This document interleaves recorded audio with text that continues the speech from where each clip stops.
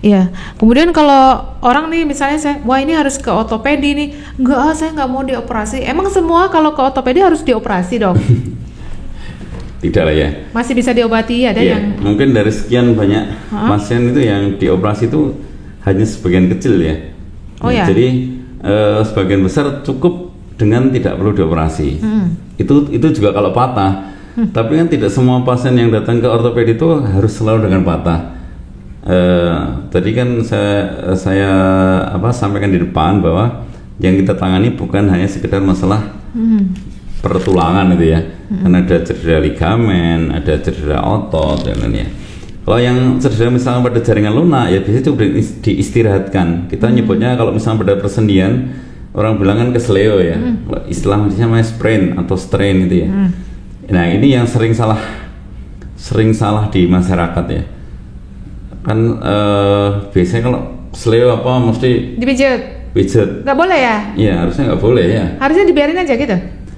Jadi begini prinsipnya kalau cedera jaringan lunak atau sprain singkatannya RICE, RICE gitu ya. Apa tuh? Nomor 1 rest ya. Rest istirahat. Apa ya? Istirahat. Kalau misalkan yang kena bahu atau siku ya kalau perlu dipasang gendongan untuk diistirahatkan ya.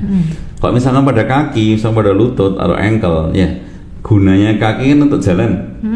Jadi ya otomatis dia harus istirahat dari jalan dulu. Dia harus pakai kursi roda. Dia boleh tetap bekerja, boleh tetap masuk sekolah, tetapi kegiatan yang untuk jalan harus diistirahatkan. Misalkan pakai alat bantu jalan, pakai krok dan lain-lain. Yang kedua ice ya, kompres dengan air es dingin ya. Ya. Jadi paling sering kan kompresnya. Oke, kita break. Iya, oke. Nanti diulang lagi yang tindakan ini. Oke, kita sambung tadi break azan. Kita sampai ke tindakan dokter bedah ortopedi. Jadi kadang-kadang pasien kalau kami rujuk itu nanti dioperasi, Dok. Saya takut. Emangnya dokter ortopedi selalu operasi padahal gimana, Dok? Iya. Itu sebenarnya tidak pas ya. Jadi pada kasus yang ditangani tidak semuanya harus dioperasi. Harus dioperasi ya. Jadi kasus di ortopedi itu banyak ya. Baik cedera mengenai tulang, sendi, ligamen, otot dengan berbagai sebab. Baik kejadian di lalu lintas, baik di tempat kerja ya. Misalkan sebelum kita bahas yang sampai ke tulang gitu ya. Jadi ada banyak sekali kasus cedera itu yang sebenarnya tidak melibatkan tulang ya, alias tulangnya baik-baik saja, meskipun bengkak, karena bisa jadi yang cedera bukan tulangnya, tapi jaringan lunak di sekitar ototnya, tulangnya ya. Nah kadang-kadang pada kasus seperti itu langsung apa-apa itu dipijat itu ya, padahal sebenarnya itu kurang pas ya. Jadi pada cedera jaringan lunak ya kita mengenal namanya sprain gitu ya. Misalkan mungkin orang yang punya kesleo gitu ya, dan pada cedera olahraga atau apa. Sebenarnya tindakannya cukup singkatnya namanya RICE gitu ya, RICE gitu ya. R yang pertama adalah rest alias istirahat. Oke. Tergantung mana yang terkena, yaitu diistirahatkan. Sama pada bahu, pada siku, pada pergelangan tangan ya diistirahatkan.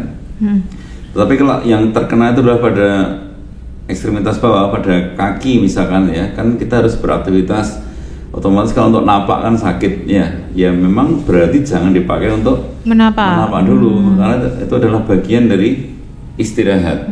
Misalkan cedera atau kesleo di ankle, di lutut, kalaupun tetap masuk sekolah misalkan atau kerja yang ada masalah, yang penting adalah diistirahatkan ya. Jadi misalkan pakai krok ya, intinya alat bantu yang membuat kaki bisa istirahat. Yang kedua yang sering berkebalikan dengan yang selama ini diterapkan oleh masyarakat adalah I kedua alias ice. Jadi kasih es. Kalau kita lihat pertandingan sepak bola itu atau olahraga dikompres es ya? Ya, yang pertama diberikan ice pack atau dikompres dengan es. Tapi jangan tambahin sirup ya. Nanti jadi sirup. Oke. Jadi cuma paling sering kan kebanyakan kan dikompres air hangat ya. Kalau dengan diberikan kompres air hangat itu akan semakin melebarkan pembuluh darah di tempat cedera. Hasilnya bukannya tambah bengkak. Kempes tambah bengkak. Oke. Ya. Jadi kompres air. Itu sampai berapa hari itu dikompres esnya? Pada fase akut kurang lebih sekitar 3-4 hari. Oke. Ya. Kemudian C kan, compression, dikompresi bisa dibantu dengan ditekan gitu ya? Iya. Mungkin sering lihat namanya bandage atau yang elastic bandage yang warna coklat muda itu ya. Iya, kayak krem gitu suka dibebat di tempat yang nyeri ya. Untuk mengurangi bengkak. Kemudian yang terakhir kalau memang diperlukan adalah elevasi. Jadi kalau misalnya kita berbaring ini ditinggikan lebih tinggi dari jantung untuk mengurangi bengkaknya. Ya, kalau kita bicara tentang cedera jaringan lunak ya. Okay. Karena kalau kita bicara masalah tulang ya, sebelum kita bicara masalah tindakannya apa, kita harus tahu bahwa secara prinsip ketika terjadi patah tulang, ya, yang menyebabkan nyeri adalah gerakan dari fragmen tulangnya yang patah. Sehingga ketika ada orang patah tulang, yang pertama kali harus dilakukan apa? Istilahnya adalah imobilisasi, alias mendiamkan patahan tulangnya itu. Bisa dengan dahan, kayu atau apa yang melewati 2 sendi. Misalnya yang patah di sebelah sini, berarti harus dipasang kayu yang lebih panjang dari spalek gitu ya? Iya, spalek. Kayak kita pramuka dulu loh, yang pernah ikut pramuka. Contohnya ini teman jatuh, spaleknya di mana? Diikat gitu ya? Iya. Oke. Prinsipnya melewati 2 sendi. Jadi kalau misalnya yang kena adalah di sini, maka harus bisa melewati sendi siku dan sendi pergelangan tangan. Ya. Nah, dengan cara mendiamkan itu, atau kalaupun tidak ada, simple ya, jadikan satu sama tubuh kita, terus kemudian difiksasi dengan tubuh kita. Misalkan kejadiannya di misalkan KLL, masuk ke jurang atau apa. Kalau memang kesulitan mencari ya bisa. Kalau misalkan kaki bisa disatukan dengan kaki sebelahnya. Kalau tangan bisa disatukan dengan badan. Jadi tujuannya imobilisasi adalah 1, mengurangi nyeri. 2 adalah mencegah namanya cedera pembuluh darah atau saraf atau otot di sekitarnya. Mungkin begini. Nah, saya ada sedikit gambar ya. Ini pelajaran anatomi nih. Oke. Mungkin kita melihat misalkan pada kasus ini ya. Ini adalah gambar tulang misalkan ini ya. Tulang panggul. Semua ini kan gambaran secara 3 dimensi. Cuma kalau kita melihat secara ronsen itu, kita hanya melihat tulangnya saja. Iya, ototnya nggak kelihatan ya. Iya. Sehingga kita mungkin berpikir bahwa di tubuh kita itu tulang itu berdiri sendiri gitu ya. Padahal cuma kalau kita lihat gambar ini. Nah, ini adalah konco-konconya tulang gitu ya. Misalnya ini tulang paha, ya. Konconya itu sebenarnya itu ada otot, ada saraf, ada pembuluh darah. Sehingga ketika terjadi patah tulang, ya bisa jadi yang cedera itu bukan hanya tulangnya saja, tapi juga mengenai pembuluh darah sekitarnya, otot sekitarnya.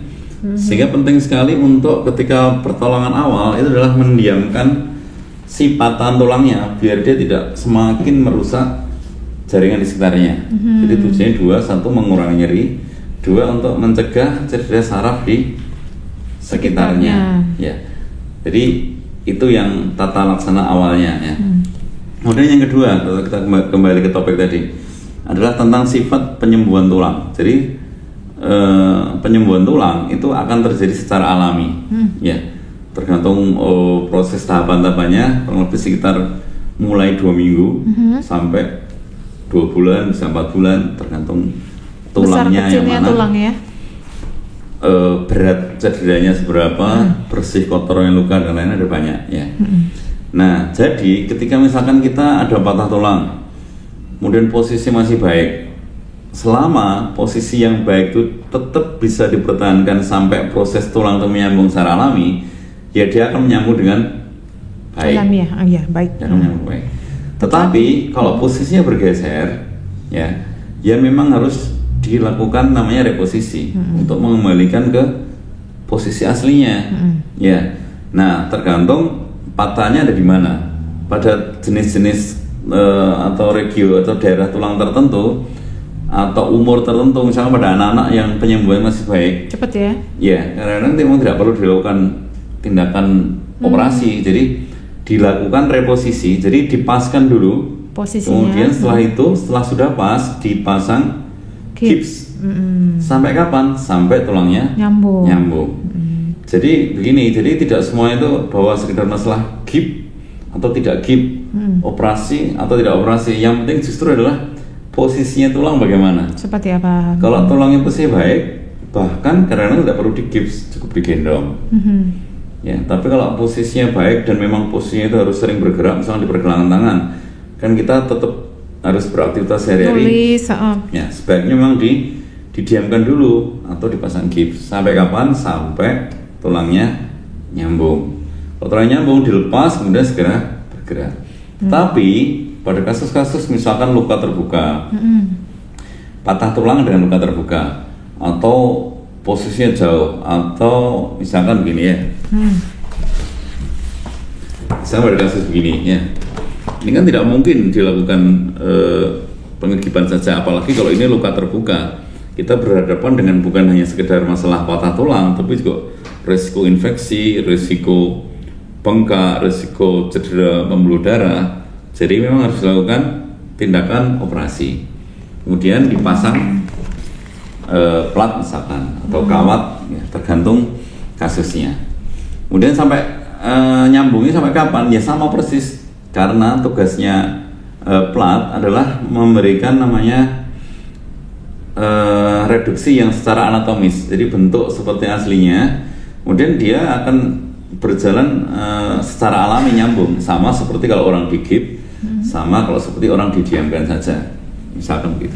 Pertanyaan dok, kalau misalnya udah pernah terjadi fraktur atau patah tulang, kemudian udah nyambung, kekuatannya dengan sebelum patah tulang tetap berbeda ya? Nggak 100% membaik? Kalau memang sudah sesuai dengan ini ya, sama.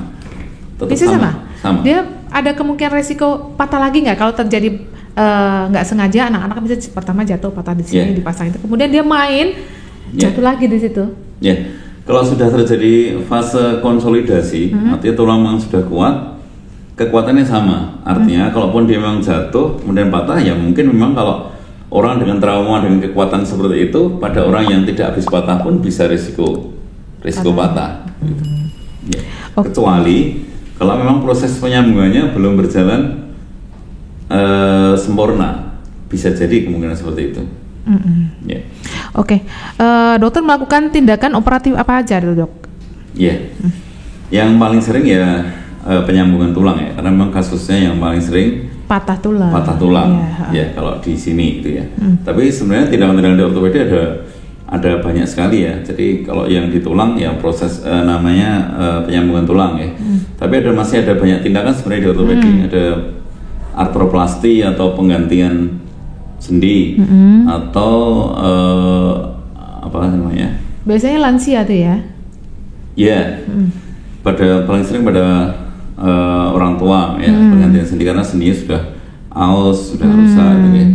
Kemudian artroskopi itu teropong gitu ya. Kalau laparoskopi itu kan teropong tapi di perut. Kalau ini artroskopi teropong tapi di sendi. Tujuannya dua, satu untuk mendiagnosa, dua kalau perlu untuk tindakan atau membersihkan. Dan masih banyak ya operasi-operasi pada tulang belakang. Ya, jadi rekonstruksi juga ya. Rekonstruksi itu maksudnya memperbaiki bentuk atau memperbaiki fungsi terutama pada kasus-kasus yang sudah lama, yang sudah puluhan tahun, kakinya bengkok, kakinya tidak sama panjang, jalannya pincang, memang harus dilakukan namanya rekonstruksi. Ya. Kalau yang kadang-kadang dokter melakukan amputasi juga? Iya, pada kasus tertentu memang dengan terpaksa memang kita harus melakukan amputasi ya, karena dengan amputasi itu adalah satu-satunya jalan biar pasien mempunyai kualitas lebih baik. Misalnya kenapa tuh? Jadi begini, kalau di keilmuan amputasi itu indikasinya ada 3, singkatnya 3D. Ya. 1, dead, menyebabkan mati. Bukan menyebabkan mati, tapi memang sudah mati. Oh, jaringan itu sudah mati, oke. Jaringan memang sudah mati. Buat apa dipertahankan? Malah bisa meluas ya. Selain meluas, dengan menempelkan jaringan hidup, bukan menempelkan, dengan masih mempertahankan jaringan yang sudah mati ke dalam jaringan hidup, akan membuat resiko infeksi ke jaringan yang sehat. Yang kedua danger. Ya, yang kedua danger. Bahaya. Danger itu misalkan pada kasus tumor, yang jika dipertahankan misalkan akan justru ke paru-paru, ke otak, ke ginjal yang akan membuat menyebabkan kanker tulang ya. Ya, gangguan keselamatan jiwa, memang sebaiknya di amputasi. Pada stage tertentu ya, tidak semuanya langsung diamputasi, jelas tidak ya. Kita melihat stage dari kankernya tulangnya bagaimana. Yang ketiga, damnuisance alias apa ya? Damnuisance alias tidak berguna. Misalkan gini, misalkan pada kasus yang pernah tergilas truk gitu ya, misalkan, kemudian secara fungsional kakinya sudah tidak baik, atau infeksi atau berbau, tetapi masih hidup, kakinya itu masih ada tanda-tanda kehidupan. Iya. Maka cuma secara fungsional mungkin kadang-kadang dia tidak bisa melakukan aktivitas sehari-hari.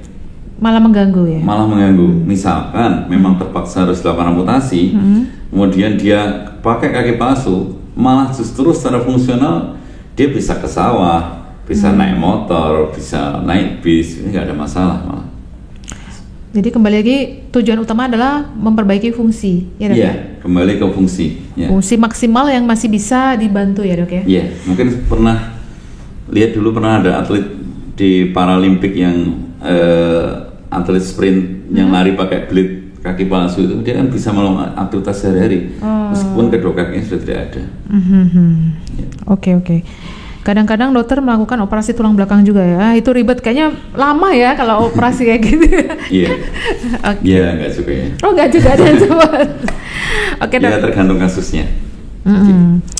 Tergantung kasusnya. Oke, kita ingin tahu di ortopedi itu ada subspesialisasinya apa saja, dan misalnya mengambil sub itu berapa lama sih gitu? Iya, rata-rata sih antara setahun sampai 2 tahun, dan macamnya ada banyak. Spine, nomor 1 spine, tulang belakang. Oke. Yang kedua rekonstruksi hip and knee, ya, tulang panggul dan lutut itu jadi satu.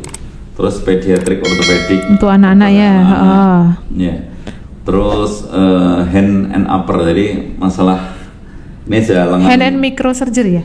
Iya, hand and microsurgery. Ya. Jadi termasuk misalkan butuh replantasi. Replantasi maksudnya menyambungkan jaringan yang putus. Jadi misalkan terkena mesin atau pedang, benda tajam lain putus kemudian disambungkan sendiri, itu namanya replantasi. Itu dilakukan oleh dokter hand and microsurgery. Tadi apa tadi? Spine, hip and knee, pediatrik, tumor hand ya? and microsurgery, kemudian muskuloskeletal tumor, ya, tumor pada muskuloskeletal. Oke. Terus kemudian ada sport injury, olahraga ya? Olahraga. Karena memang sekarang kasus-kasus cedera olahraga itu kalau dulu kan banyak dicuekin gitu ya, karena sekarang gaya hidup ya? Iya, gaya hidup, jadi memang ada sub untuk penanganan khusus. Gitu. Ada sub trauma and rekonstruksi juga dok ya? Iya, trauma rekonstruksi juga. Terus itu ya, bioortopedik? Ya itu seperti kayak misalnya ada stem cell dan lain-lain. Oh iya, itu advance lagi ya. Oke, sekarang kita ingin tahu, misalnya terjadi patah tulang, apa sih yang akan terjadi jika tidak ditangani dengan tepat gitu oleh dokter ortopedi ya? Oke, ya. Jadi kita kembali dulu ke masalah yang saya sampaikan di awal tadi ya, adalah tujuan dari penanganan itu apa gitu ya. Kita mengenal adalah masalah kelainan anatomi atau kelainan fungsional. Ya. Kalau kelainan anatomi itu biasanya pasien tergantung beda-beda ya. Ada yang merasa kalau tangannya bengkong, kakinya bengkong, nggak apa-apa gitu ya. Karena dia fungsinya belum terganggu. Masih baik. Tapi kalau sudah sampai ke gangguan fungsi, pasti orang akan bingungi gitu ya. Bingung itu maksudnya dia pengen kembali seperti dulu gitu ya. Ya, normal. Nah, jadi apa yang tergantung ya. Jadi kita cederanya seberapa parah. Kalau misalkan fraktur tapi yang posisinya baik, ya dia akan nyambung sendiri gitu ya. Dan fungsinya pun segera berfungsi baik. Tapi pada kasus tertentu, misalnya pada kasus patah terbuka, atau bahkan tulangnya hilang, itu risikonya nomor satu adalah ya risiko infeksi. Patah terbuka tuh maksudnya pemirsa tulang patah terus keluar dari kulit, jadi nonjol keluar. Itu mau tidak mau memang harus direposisi operasi ya. Bisa keluar, bisa hilang, tapi bisa keluar tuh masuk lagi. Bisa juga tidak keluar tapi luka yang di kulitnya itu berhubungan langsung dengan patahnya. Jadi kalau tidak dilakukan tindakan ya nomor satu resikonya adalah infeksi. Infeksi bisa meninggal ya kalau infeksinya berat ya. Dan kemudian gangguan fungsi ya, karena kalaupun dia kemudian infeksinya membaik, penyambungannya tidak berjalan baik ya. Otomatis dia nggak bisa berjalan. Kalau nggak bisa berjalan nggak bisa bekerja. Kalau nggak bisa bekerja kan otomatis bukan hanya jadi beban bagi yang bersangkutan, ya beban bagi keluarganya juga, karena dia mungkin apalagi kalau dia misalkan orang yang harus menafkahi keluarganya, kemudian dengan dia tidak bisa melakukan aktivitas sehari-hari, bukan hanya kerugian secara kesehatannya dia, tapi kerugian secara ekonomi. Tanya tuh dok ya, kalau misalnya tadi yang di gambar ini, misalnya ini patah, di sebelahnya kan ada banyak arteri vena nervus, ada pembuluh darah, itu ada kemungkinan mereka terputus, jadi bisa. Jadi kalau dokter operasi itu sambil nyambung arteri tadi?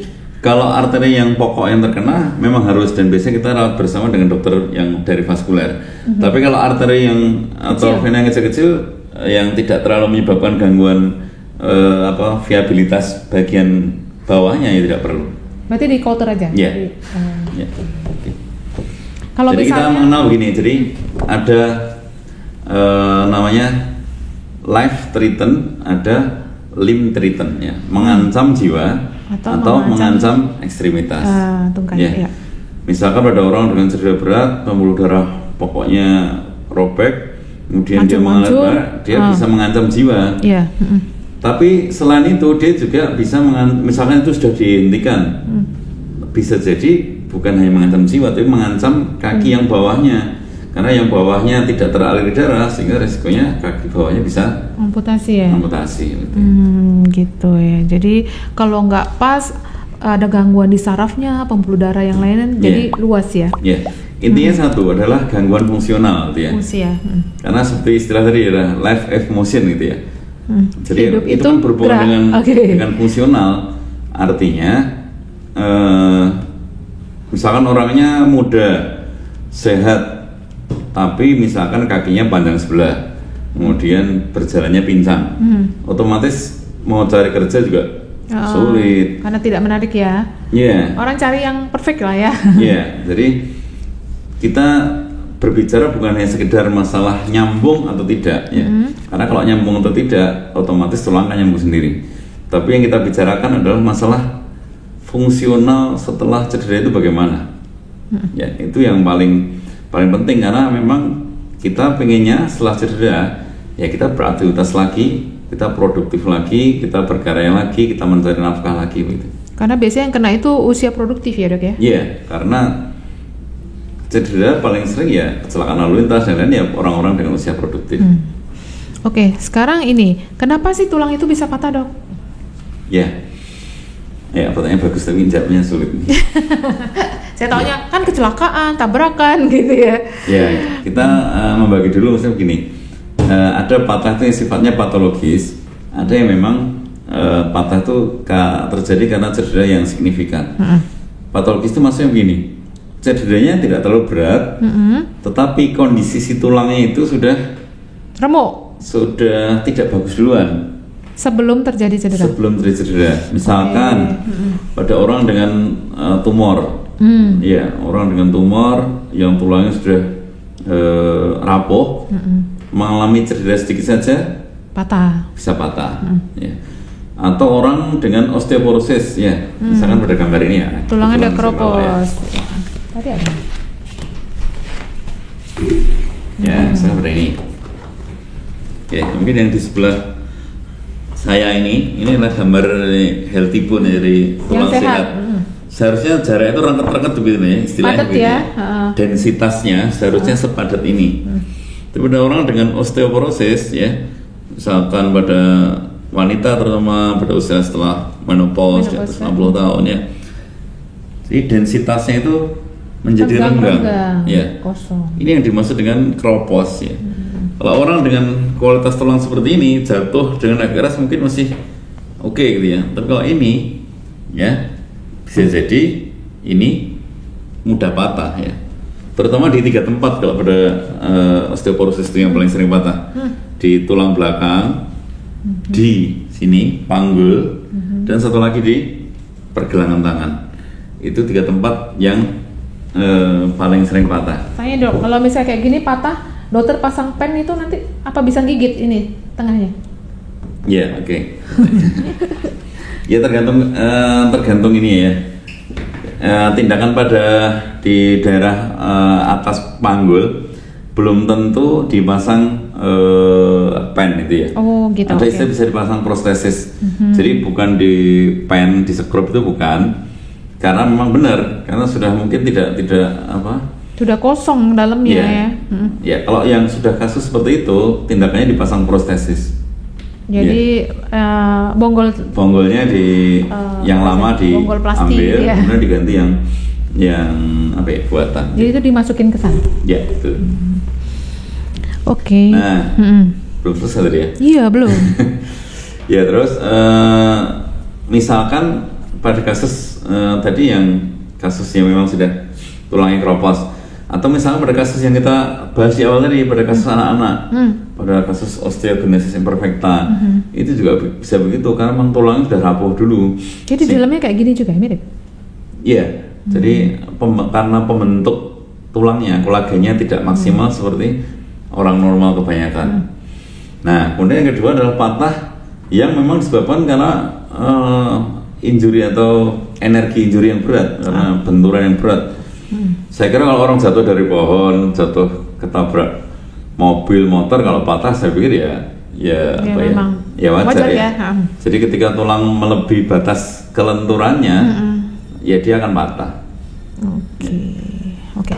Sekarang kita ingin tahu jenis-jenis patah tulang tuh kayak apa aja dok? Mungkin pakai gambar ini ya dijelaskan. Ya, ini sebenarnya bukan jenis patah tulang. Ini bentuk konfigurasi patah tulang yang mungkin terjadi ya. Ya. Sebenarnya kalau kita membahas ini, kita membahas tentang masalah kemungkinan tulang itu sembuhnya kapan. Ya. Jadi tulang sembuh kapan itu banyak faktor. Di antaranya faktor tulangnya itu sendiri. Misalkan ini, ya bentuk patan tulangnya bagaimana? Apakah yang simpel begini atau yang miring panjang begini atau yang remuk? Faktor simpel yang ujung sana ya? Ya, atau yang segmental yang patah dari beberapa bagian. Ya. Dan faktor kedua, masalah lukanya bagaimana? Karena pada kasus misalkan ini tapi ini luka terbuka, dengan ini luka tertutup bisa jadi kemungkinan sembuhnya lebih cepat yang meskipun panjang tapi tertutup gitu ya. Kemudian jaringan sekitarnya, saya kelihatannya tulangnya simpel begini, tapi atasnya kulitnya hilang semua. Ya. Oh, ya. Ototnya rusak. Pas kecelakaan itu kulitnya tetap tinggal di jalan raya misalnya gitu ya. Iya. Oke. Terus ada lagi adalah kontaminasinya. Misalnya jatuh di jalan raya, satu jatuh di sawah, satu jatuh di lumpur, kan risiko infeksinya berbeda. Yang paling berat yang mana? Ya di tempat yang kotor ya. Ya pasir, oli, minyak, lain-lain kan juga berisiko infeksi. Belum masalah di luar itu, misalkan nutrisi pasien, kondisi umum pasien, usia pasien itu kan juga berpengaruh. Orang dengan diabetes pasti itu berpengaruh lah ya. Orang dengan gagal ginjal pasti berpengaruh terhadap penyembuhan tulang gitu ya. Orang usia tua dengan anak-anak pasti berbeda. Ada orang yang habis patah nggak mau dari yang nutrisi baik, yang makan nasi terus tapi nggak ada proteinnya, ya akan berpengaruh terhadap proses penyembuhan. Ya. Ini masalah gini nih, dokter pasang ini di sini ada pennya gitu. Kalau ini 2 tempat.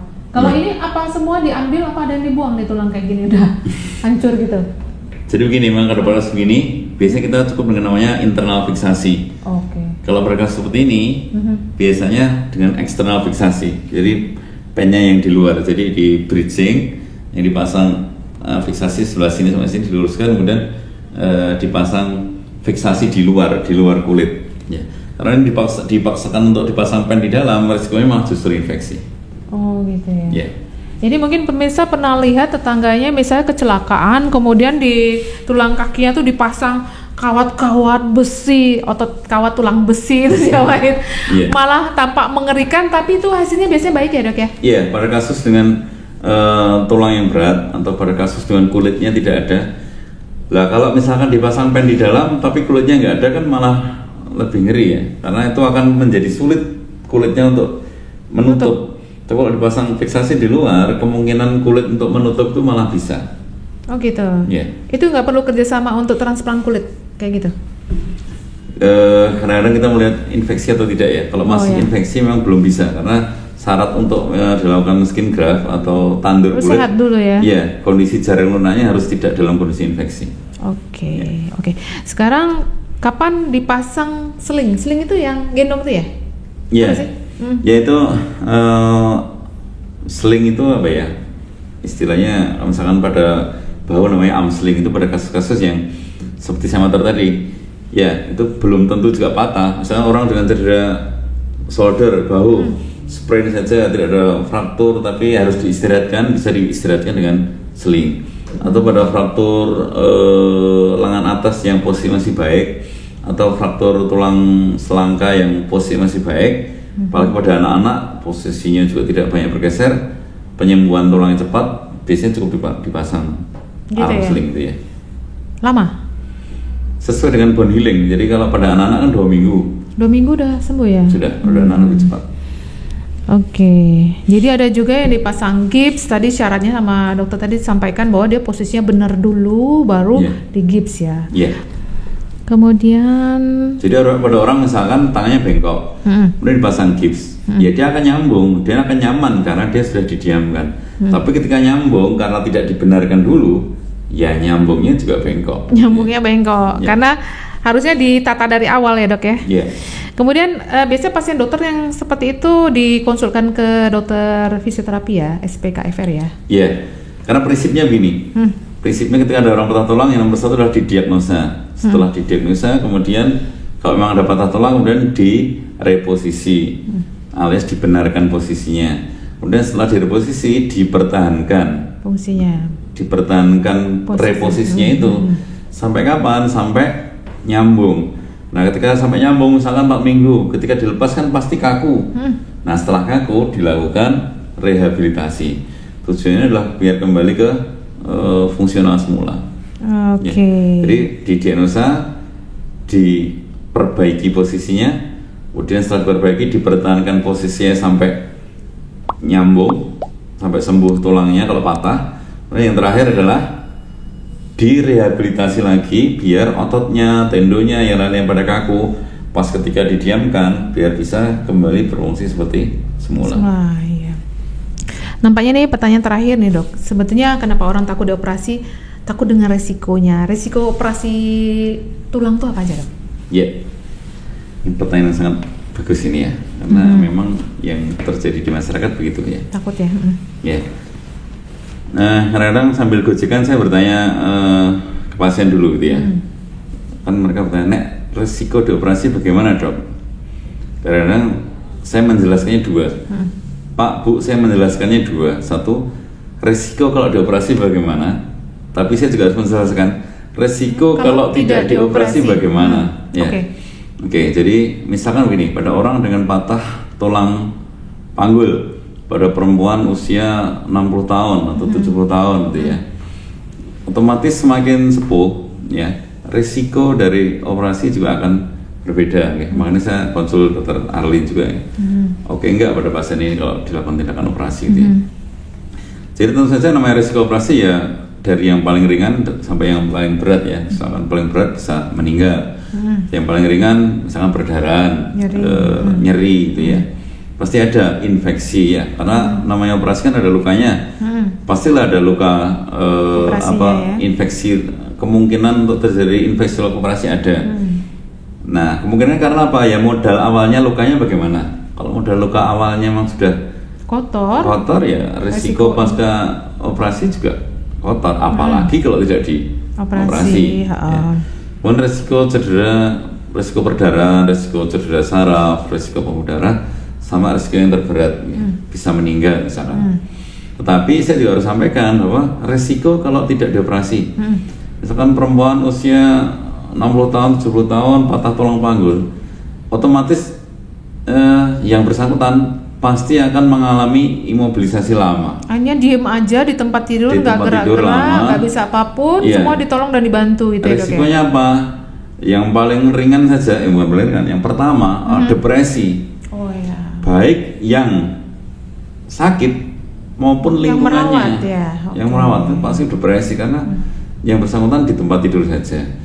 Kalau udah depresi, nggak bisa duduk, pasti nggak mau makan.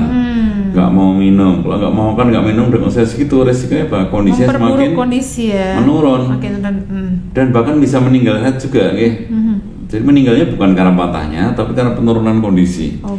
Belum karena pneumonia, infeksi paru, karena berbaring terus. Belum infeksi saluran kencing, infeksi saluran cerna, kemudian dekubitus itu lecet karena kita berbaring terlalu lama, paling sering di atas bokong gitu ya. Di otot-otot yang menonjol ya, itu juga menjadi risiko juga ya. Jadi risiko tidak operasi itu juga harus pada kasus-kasus yang harusnya perlu dioperasi, maksud saya ya. Pada kasus-kasus yang harusnya perlu dioperasi itu juga harus disampaikan bahwa risiko kalau tidak dioperasi begini. Tapi risiko operasi juga harus disampaikan. Biasanya kita terutama memang risiko pembiusan ya. Biasanya nanti dari dokter bius akan memberikan banyak penjelasan bahwa risiko dari tindakan pembiusan adalah begini gitu. Ya. Tapi kalau yang tentang masalah ortopedi yaitu nyeri ya jelas lah ya pasca operasi. Tapi nanti kan pasti berobat anti nyeri, kemudian cedera jaringan lunak, cedera saraf, cedera pembuluh darah, kemudian infeksi luka operasi. Kemungkinan seperti itu tetap ada, tapi kita upayakan semoga diminimalisir ya. Iya, diminimalisir. Udah dipersiapkan gitu. Yeah. Itu ada juga ya emboli juga, Dok? Ya, namanya fat emboli ini sangat langka terjadi, tapi kalau terjadi mematikan. Ya, mematikan ya. Dan ini sebenarnya komplikasi, bukan komplikasi dari operasi juga, tapi komplikasi dari orang patah tulang, terutama tulang panjang. Atau pada orang dengan patah di beberapa tempat yang salah satunya melibatkan tulang panjang, misalnya tulang paha, tulang kering, pinggul. Karena namanya ini masuk tulang panjang? Apa cuma kaki bawah? Tulang panjang yang besar. Kaki ya. Karena banyak lemak di dalam ya. Sebenarnya lemak fat di sini bukan lemak seputis. Lemak yang ada di dalam sumsum tulang. Ketika orang dari patah kan lubangnya kan terbuka, sehingga sumsum tulangnya kan keluar. Ketika ada orang patah pasti juga mencederai jaringan sekitarnya, ada pembuluh darah yang terbuka. Nah, sumsum tulang yang kecil-kecil itu masuk ke dalam pembuluh darah, kemudian beredar ke tubuh. Nah, yang paling membahayakan kalau masuk naik ke atas, dolan-dolan ke paru. Padahal paru kan organ pernafasan. Kalau sampai mengganggu pernafasan, resikonya bisa ke kematian. Gitu ya. Oke, ini nampaknya kita sudah cukupkan di sini, Dok. Kita ingin tahu pribadi Dokter Hilman lebih lanjut ya. Dokter dulu S1-nya hatam dari mana, Dok? Saya di Universitas 11 Maret, Surakarta. Dokter angkatan berapa, Dok? Saya masuk 97. 97 ya? 97 saya wisuda loh. Oke, dulu ambil PPDS-nya di mana, Dok? Sama ya, di 11 Maret juga ya, UNS. Solo, Surakarta. Jadi UNS minded beliau. Oke. Karena dekat rumah ya. Karena dekat rumahnya di Wonogiri ya pemirsa. Halo Wonogiri. Oke, terus dokter kalau ada yang ingin konsultasi ke dokter prakteknya di mana aja, Dok? Saya di RSI Senin, Kamis, Jumat ya jam 14. Oke. Dan di RSU setiap hari. Di PKU hari. Kalau RSU jam berapa, Dok? Jam kerja ya, jam kerja ya setiap hari ya. Di PKU hari Selasa, Rabu, Jumat jam 15. Sore juga. Oke, jadi pemirsa yang ingin menjumpai beliau ada di 3 tempat lagi, silakan ya. Kita terima kasih banget ini Dokter Hirman mau share. Saya juga mendapat tambahan ilmu banyak sekali. Makasih banget Dok. Buat pemirsa juga jangan lupa lagi ya subscribe, like, juga share dan bagikan ke teman-teman semua. Dan mungkin untuk adik-adik yang baru hatam dari Fakultas Kedokteran mungkin tertarik dengan ortopedi, bisa ke 9 institusi yang sudah disebutkan di depan tadi, ikuti dari awal sampai akhir ya. Kita tutup. Wabillahi taufiq wal hidayah. Wassalamualaikum warahmatullahi wabarakatuh. Salam safety. Gini loh. Iya. Lupa ya.